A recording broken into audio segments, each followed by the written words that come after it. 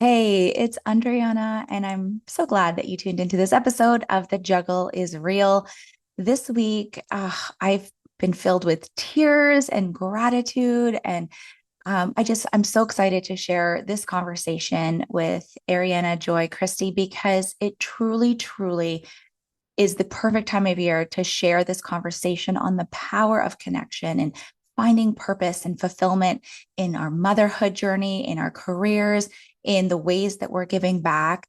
And oh my gosh, I have so much love for Ariana as a mother of three, a loving wife, a real estate professional, podcast host, content creator, community ambassador, friend, partner, and so much more.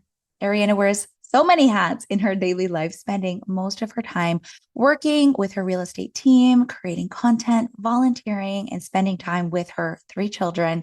She values her family, her community, and is a big believer and advocate for supporting and sharing with those around you. She is so inspirational and she wants others to do better. She works hard to give back, finding success and joy in all that she does. In our conversation, we're talking about this power of connection and how it has come to be, how Ariane has become a content creator, her experience in being in the NICU during the pandemic with her twins, and how that has shaped her journey into philanthropy and how she's giving back and how much that means to her. I'm so looking forward to sharing it. So let's just dive right in. Hey, I'm Andriana Gonco, and this is the Juggle is Real podcast. As I share my ongoing journey from experiencing burnout to leading a more mindful and intentional life with better balance, I hope you feel seen, that you realize your worth, lighten your load, and prioritize your own needs. As we hear from leading experts and well-known faces in the wellness, entrepreneurship, education, and motherhood space, I hope you gain insights, proven practices, and learn actionable tools to help you enjoy the juggle of work, family, and everything in between with a little less stress and a lot more ease, joy, and fun. Most of all, I hope you find what you need to simplify, streamline, and supercharge your own journey of better balance and self-love. Are you with me? Let's get started. This episode of The Juggle is Real is supported by Elate Cosmetics. Okay, let's talk about something we all need during the holidays. A quick way to look good, feel good, and do good. Enter Elate Cosmetics. Elate is a Canadian female and family-owned company making high-performing, vegan, and cruelty-free cosmetics, all with sustainable, refillable packaging. I've been using their Essential Palette and Blush Balm, and let me tell you, they're so lovely. The bamboo palette has a magnetic base so you can fill it and refill it with your favorite shades from eyeshadows to concealer and blush. Oh, and the Blush Balm, it is hydrating, illuminating, multi-purpose, and comes in compostable packaging. I use it on my cheeks, lips, and even my eyes when I need to get out the door fast. Hello, time saver. So whether you're gifting or treating yourself, Elate lets you align your self-care routine with your eco-conscious values, because taking care of yourself shouldn't mean compromising the planet. Shop their amazing lines now at elatebeauty.com and add a little sustainable sparkle to your routine. That's Elate, E-L-A-T-E, beauty.com. Now let's get back to the episode. Ariana, thank you so much for being here at the Juggle is Real. How are you doing?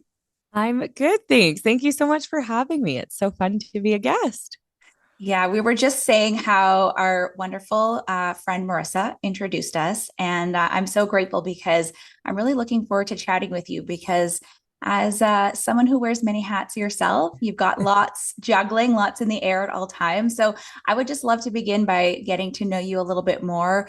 You're a mom, a wife, a real estate professional, a content creator, a podcast host, all of these things. So can you share a little bit about yourself? Yeah, for sure. When I saw that this podcast was called The Juggle is Real, I was like, wow, nothing has resonated more with me. It is A juggle for sure. I wear many, many hats. My favorite being a mom of three. My twins are 3.5, and my daughter is 2. I'm also a realtor. My husband and I have a real estate business. And then I kind of fell into this content creation, which I love because I was able to find community through that, which has been so helpful for me and just wonderful to connect with like-minded people, and to feel supported in a time that sometimes you feel quite lonely in. And then, yeah, I have a podcast that I love where I can just connect with people who are of interest to me and who provide so much value to others. So those are most of my hats. Most of the hats for sure. I know you The love to bake primary. too. The holidays must be so fun for you because you get to like dip into one of those core passions. What are you baking? What are you baking right now? Like, what's the favorite for your kids? Yeah, this morning I'm doing like a holiday baking series because I love to put together holiday cookie boxes for my friends and family. And so I finished icing my gingerbread this morning and they turned out Mm, great. But sourdough is kind of our staple, and you can do so much with sourdough. So we eat a lot of sourdough things in our house. that's amazing. I haven't jumped on that bandwagon yet, but like I have one of my best friends, Kate. She just got into it, and yeah, she is making it her whole personality. That I'm fine with it as long as she's sharing. Like give Yes. some up, and I'm good. I'm good with your pastimes for sure. It is wild though how it really does become your whole personality. Like you think, oh, I'm just going to bake like a loaf of bread a week. And then all of a sudden, like you can't stop. And now I want chickens. I want a cow. Like it Going takes back to over. basics for Yeah. sure. You mentioned that you love to share as a content creator and social media influencer. Can you talk to us about how that began for you? And you said that you've created sort of some connection and some community, and really that's been built through online spaces. So how did that sort of begin for you? It was sort of organic, I imagine. Yeah. So it kind of happened because of the pandemic. Like for me, selfishly, I gave birth to premature twins during the pandemic. So we had a full month NICU stay. And I think I had just always imagined motherhood to be a certain way. Like I imagined my friends and family to come to the hospital and meet the babies, and I would be so supported, like physically and emotionally. And then, it was just the complete opposite of that because of all of the barriers. And so I was searching for support. There was so much unknown for me and a huge lack of communication because nobody knew what they were doing. Like nobody knew the Mm-hmm. actual rules or what's supposed to happen. And so um, I really, again, selfishly started using Instagram as a journal. It was a time, it was before reels were really a thing. So or not as prominent, I guess. And so I was just writing these captions and putting pictures of me and the babies in the hospital or anything that was kind of a little bit meaningful to me, just searching for connection and support. And I would reach out to people who either had twins or who had been through a NICU stay or something like that where I had questions and I would just like ask them like, hey, can you share your experience with me? And it was then that I really understood that there is so much connection in storytelling and Mm-hmm. so much connection in just knowing that you're not alone. Sometimes you don't need somebody to solve your problem per se. You just want somebody to hear you and to say, like, your feelings are valid. Like, yeah, that does really suck.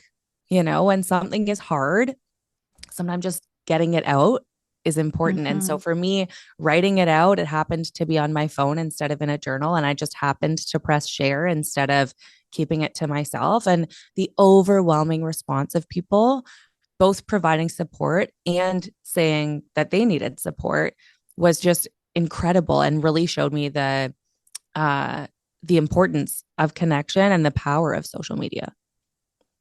That's so interesting that you say that because I think a lot of people would make the assumption that there is so much there, and there is so much community, and I'm sure you have a family who loves you so much and friends who adore you, but unless you're going through the same thing, sometimes it can feel a bit isolating. And your situation, especially, being in very uncertain times, we didn't really know what was happening. And our youngest was born in the pandemic as well. And so I can just remember not knowing, like, am I allowed to have family over, or do you need to wear a mask? And I'm sure that just is exponentially harder when you have preemies, and the health risks are so much greater.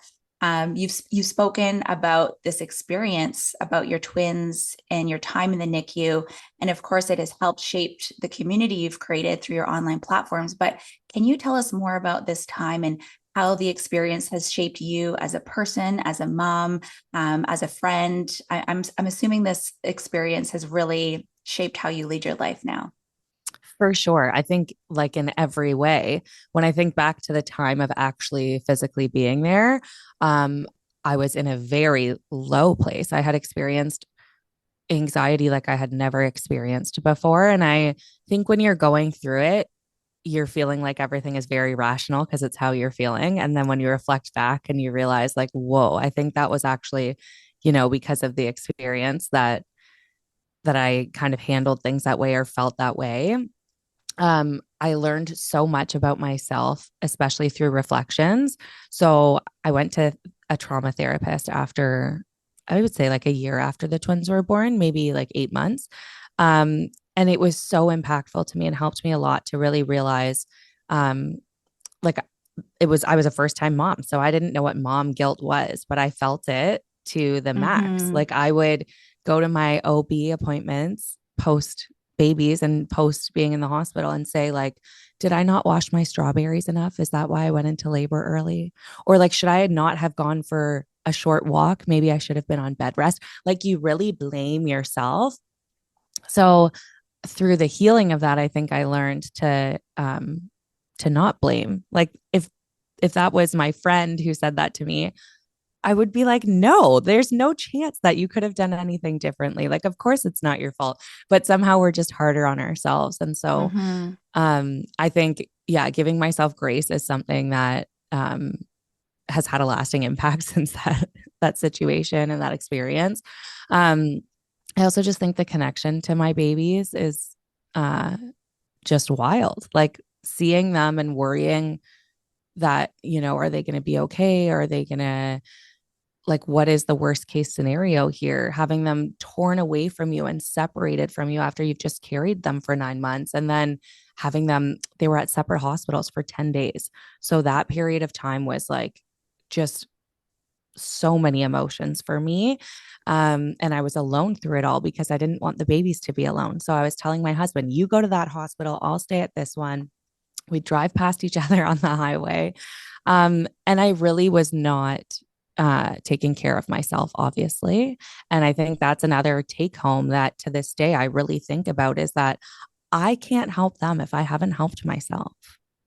And so, 100%. what Yeah. good am I to them if I'm not okay myself, you know? And so that's a big thing that I reflect on often and really remember back to those days when I was, not to be like so many details, but like 4 days postpartum bleeding and trying to drive myself to another hospital while pumping and trying to eat something so I would produce enough milk. Like, you're only thinking about those babies. You're really not thinking about yourself at all. Um, and just thinking back, like, oh, I wonder if I had just like taken a quick minute to actually eat without like running while I was eating, or like actually focus on, taking a shower or feeling good for a minute, maybe I would have been able to be in a bit of a better place when I was around them. So, yeah, that's another big take home for me, I think, from that experience. It's so true. I mean, the hindsight is 2020, and we can look back and reflect, but I think it's so wise that you knew or saw something in yourself to know that the trauma that you had experienced was great enough that speaking to a professional was the right route to take. Was that recommended to you, or was that something that you sought out yourself, or what was that process like? Because for many of us, as moms, we assume that we should know. We assume that we should be doing everything perfectly, and that instinct should be there. And of course, everything has to be done like every other mom is doing or whatever we're seeing around us. And it's those moments when we are alone or when we're struggling and when these challenges are so much greater than we ever could have imagined, where we do need that support. But oftentimes, we're just, so busy or we're not considering ourselves. How did the topic of therapy come up for you, and how you got support? Yeah, I think that's so true and so valid to note that it's not always something that you even have capacity to think about when you're struggling. And so it was kind of a mix of a few things. I was in such a low place that uh, my husband like called my mom one day. Like I remember that day, I was sobbing. I couldn't control it. And he called my mom and was like, I don't know what to do. Like somebody needs to help her. It was when the babies were still in the hospital.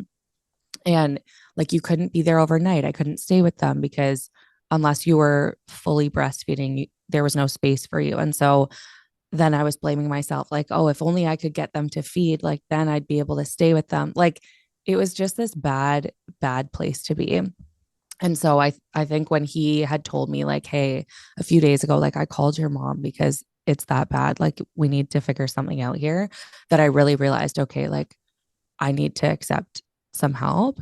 Um, I'm pretty sure it was my doula or my midwife had suggested to me, like, hey, I think once you're like home with your babies and you're a little bit on your feet, like talking through this would be really, really important because right now you're just like repressing everything that's happening. And the things that are happening are not normal or okay, really. Like they're your situation, yes, but it's not something that you're just gonna, wake up one day and be like, oh, it's fine, everything's okay. Um, and then I think also it was myself knowing like, this is not who I am. I can't be like this. And I will be of no help to anybody if I'm like this. So, through a combination of things, I think um, I was like, okay, I need to speak to somebody. Um, and I did realize too, once I was home with the babies and they were like fine and they were doing great, I really just had so much anxiety about being around people. Anytime we would go somewhere, um, I would come home and like sanitize everything. Like my skin was red from scrubbing. I was like, anytime somebody touched the baby, I felt like I was going to throw up because I was so anxious about it. For like the next few days until, they wouldn't be sick. And I'd be like, oh, okay, it was fine. So I just knew I couldn't function in life like that anymore. I'm so happy that you're able to see those signs, because when we're in that survival mode, it's so hard to see beyond what you're in at that moment. So I'm so happy. And there is, a silver lining, because what has brought you to where you are now is really supporting others and helping others. And I loved seeing the opportunity that you recently shared about to actually give back to the hospital that you stayed at with your twins. Can you tell Mm-hmm. us about this experience and just volunteering in general? I know you do a lot of volunteering, a lot of philanthropic work in your community.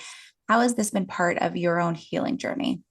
Yeah. So I would love to talk about that because it's one of the my favorite things that I have been able to do. And I'm so grateful to work with brands who really understand the things that are meaningful to me and want to contribute to that. So part of my healing after having the twins was I couldn't drive past the hospital without holding my breath. Like I remember it was like I would avoid that whole block because I just could not be there. And if ever I needed to go there, I would panic. It was Mm-hmm. so, so awful. And so I thought, how can I overcome this? Like this place did provide me support.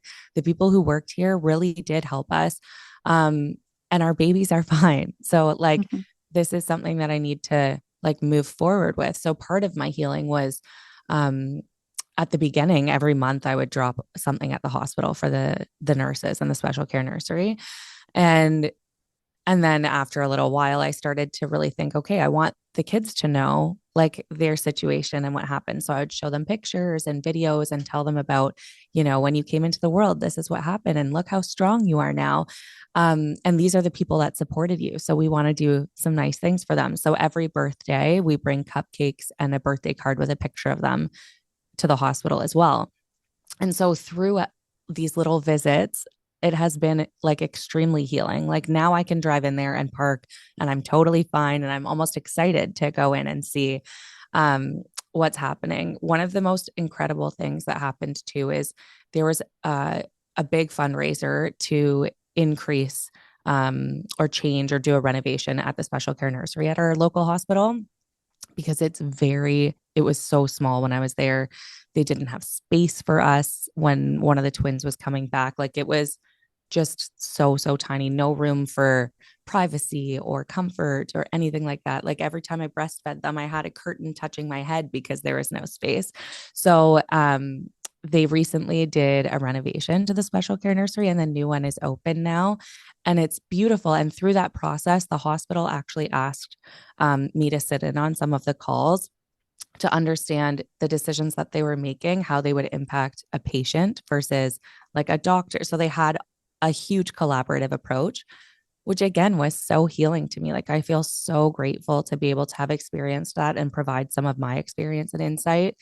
And then we got to go and actually view the special care nursery, the updated one. So that was beautiful. So then when Smash and Tess said, like, hey, do you want to bring some care packages to the moms there? I was like, oh my goodness, yes. Like I had only seen the new special care nursery empty before it was actually physically open to caring for people. So it was just so special to walk in, to remember, like, this is where I went in when I thought I was in labor. Like, this is where my OB met me. And to just like kind of relive it as I walked through the hospital was incredible. And then the most beautiful piece of this whole thing, I think, and this whole experience of visiting the NICU and bringing these care packages for Giving Tuesday was that two of the moms allowed me to like go in and see them and meet their baby and spend some Wow. time with them.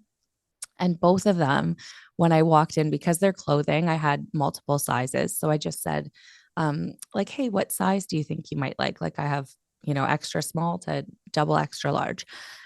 And both of them said to me, oh, our baby is small or our baby is big. And I was like, no, this is for you, not the baby. And it just hit me like Gosh. the second you have a baby, nothing is about you anymore in our minds. Like we release everything that is individualistic or selfish, and everything goes to our babies. And so, as a friend or as somebody who knows somebody who's having a baby, if you can do something for the mom, like it's so impactful and it's so unexpected. Like both of them were like, what? It's for me? And I just think that's so beautiful. And it was like a big reminder for me that we have to do more for moms, Oh you my God, know? I'm in tears over here. I don't even know. Like your story is so beautiful. And Oh, I just thank think you. about how much that must mean to the families and to the moms who are currently experiencing those struggles. And I think that's just so beautiful that you were able to heal through supporting others. And I think that's probably made it just so much more gratifying in so many ways.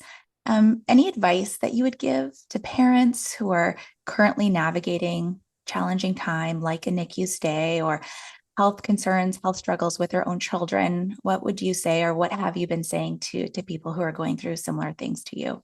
Yeah. So, a couple of things like doing something for yourself is not selfish.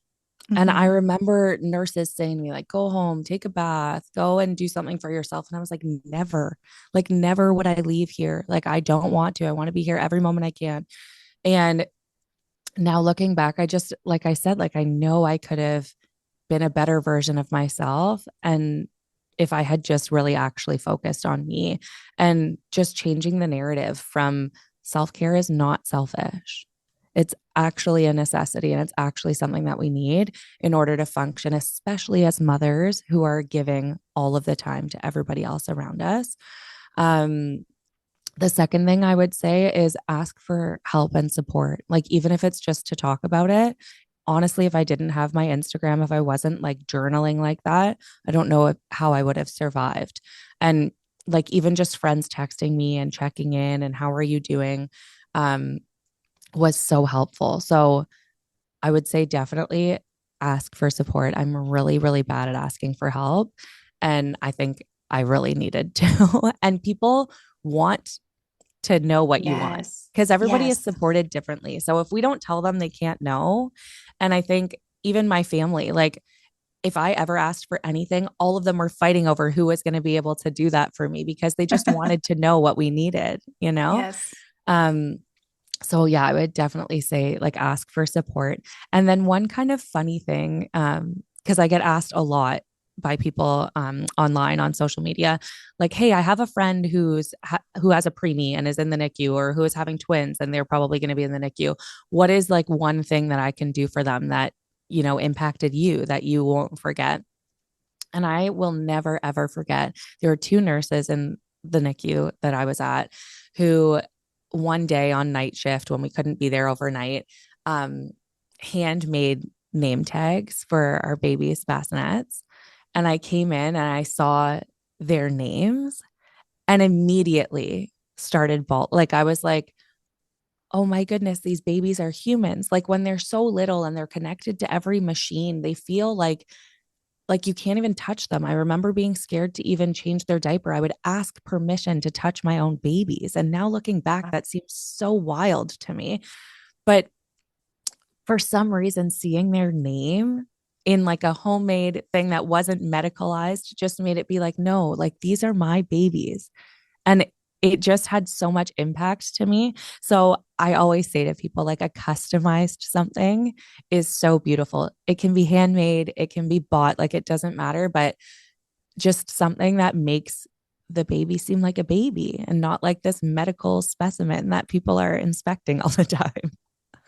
That's so true. I mean, I never thought of it that way because these babies are so precious, but in the hospital where there are many others who are, there as well, I'm sure that little comforting touch means so much. I think all of those tips are so important, and we're speaking the same language when we're talking about self-care as moms and putting ourselves on the to-do list. And I like to say we have to put ourselves at the top of the to-do list and make ourselves our number one priorities, which seems just so wild as a mom. And Yeah. you were talking about the guilt and the shame that we feel. But when we can reverse that to-do list and put ourselves at the top, it's incredible how much we can pour into the people we love. So I know you have such a busy life and so many roles, and you're still making time for volunteering and for giving back. And I think that's so beautiful because it's often something that really has to go first when you're living a busy life. So what role does community play in your own definition of success and joy? Yeah. It's one of my pillars that I live by. It's one of the things that motivates me both in business and in personal life. And I think it's because it's always been something that we've done. Like as a family, when I was a kid, like we had enough, but not a lot. And we attended a church that always gave back, and we were raised to always give back a certain percentage of our allowance and to choose where we would want that to go. And like at Christmas time, we would like cook a meal for somebody.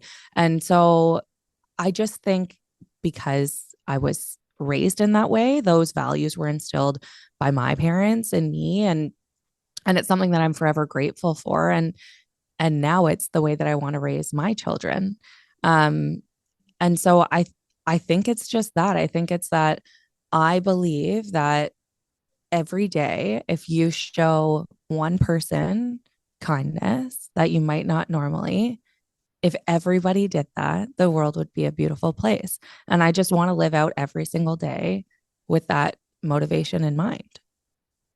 Oh, I love that. And how do you manage to fit it in as someone who has such a busy schedule? Is it something that goes first on the list and then you work everything around it? Or what advice would you have for someone who is wanting to give back more, but is having a hard time with the schedule crunch? Yeah, scheduling is very hard, especially when you have kids and young kids and activities. Um, so a couple of things, like I always calendar block if there's an opportunity and it sounds like something that aligns with my values. I put it in my calendar and that's a non-negotiable. Um, like tomorrow is a very busy day. We have our holiday party that we're hosting at our own house, but I'm baking Christmas cookies at Hope House in the morning. So, like, too bad. I'll figure everything else out after. And I'm not willing to cancel that or let that go because it's meaningful for me. And when I think of like when my friends bring holiday cookies to my house, it puts a smile on my face. So, how many people is this going to encourage that maybe don't have a happy time at the holidays? Like for me, it's just thinking about the impact that it has on other people and the fact that I have the ability to contribute to that. So, that's one part, like I calendar block. Another, because I do have people who say, like, oh, I want to give back, but I don't know how, or I don't know where to start. I always think of it as like time, talent, and finances. So you can either give your money, you can give your skill, or you can give your time. And all three of them are impactful. So wherever you are in your life, you don't have to feel pressured, like, oh, you saw someone give a large sum of money somewhere and you're thinking like, oh, do I have to do that? If you don't have capacity for that, no, you don't. You saw someone donate an entire day of their time. If you don't have capacity for that, like an hour goes a long way too, or half an hour on a lunch break. Like there are so many ways that you can give back. And so start small. Like if you're somebody who's really wanting to feel the impact of giving and experience that, just contact three nonprofits in your area, Google them if you don't know any, and just say, like, hey, what are your biggest needs right now? And how can I help? And if you only have an hour in a month, just say that. Like, no nonprofit is going to tell you we don't need your help because they all need help and support. And maybe you have a talent that you can give that maybe they don't have already. Like, there are so many unique ways to go about it. So, yeah, if you're lost for where to go, I would say just Google places in your area that are doing good and ask if you can help. Well, you've inspired me. I have some ideas now. I think Yay. after school we might have to go do a little shopping or something. So thank you Aw, so much. It really is so beautiful to see how much joy you are bringing into the world and how much kindness thank you're you. sharing. And I know that is just like, exponentially helping so many other people.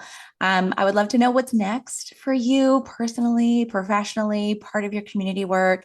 What are you looking forward to? What can we expect to see from you in the holidays or maybe into the new year? Yeah. So what's next, I think, is continuing to share online. I've been loving recipes and baking and sharing that with people. And I love receiving the feedback when people make the dishes or bake the things and it turns out well and they're excited. So lots more recipes to come. I have loved sharing a little bit of our family life and just the things that are working and the things that aren't. Mm-hmm. And my mission this year is to continue to always pour out honesty. I think online platforms can be a scary place sometimes because we're always comparing and my house isn't that clean or my kids don't have those toys or I don't have all that time to be with them. Um, and it's constant comparison and that can be really, really exhausting if I'm being Yeah, honest as a for consumer. sure. And so I want to share the open and honest parts. Like I'm struggling with a child who has major, major meltdowns often, usually in public. And I have three kids and two hands, and I am struggling. And last night was not a good night at gymnastics. And it becomes a safety thing. Like I'm standing in the parking lot and one is running and screaming and the other is two and she doesn't know what she's doing and the other just wants to go to gymnastics. And how do you manage that? And so I had a really great conversation with another parent at gymnastics once we got everybody safe and in a secure place. And it was just like felt so good to just talk it out and just say like I feel like crap. Like I feel like everyone was looking at me and everyone thinks I'm a bad mom and I don't know how I could have done things differently, but I definitely should have because what I did didn't work. And she just was like, you're not alone. Like I go Mm-hmm. through this too. And we've been Mm-hmm. through these situations before and probably most people here have. And so the reason I'm saying this is because it's hard. Not everything is always put together. Mm-hmm. And it's okay to say, like, this sucks. Like last night sucked. That was Yeah. not fun. And I felt like crap. I went to bed thinking, like, am I a bad mom? How else could I have handled it? And so I just want to be more open and honest and raw with the things that are happening, because surely there are other people who are going through it and who also are feeling shameful. And I just want to release the shame of motherhood. 100%. It's so funny. Like before this call, I was at Costco and my 3-year-old decided he didn't want to go in the cart and it's freezing outside. And so I was trying to get him in. So then I let him ride on the back, which I knew was not going to be very long. So then he fell off and then he was laying on the floor right in the entrance. And so it's the busiest time. And so there's all these people trying to like get around him and I'm trying to pick him up and he's not having it. It happens when I see other people going through that. My heart goes out to them. I try to help or I try to say, been there, Mhm. like we are going through these things. And the messy house thing is something that oh my God, like I can't Yes. even. And I posted something recently of just my entrance of when my kids got home from school.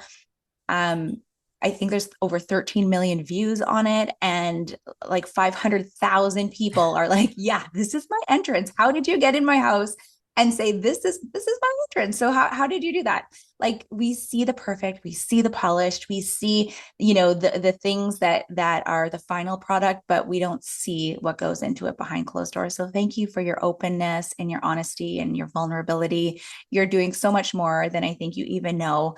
Just to close out, because you are such a proponent for self-care, I have to ask, what are you doing for yourself this holiday season, or what are those authentic modes of self-care that you love to tap into to fill your own cup with joy? Yeah, a couple of things. I've been going to the gym and not feeling guilty about it. That's like a huge thing for me.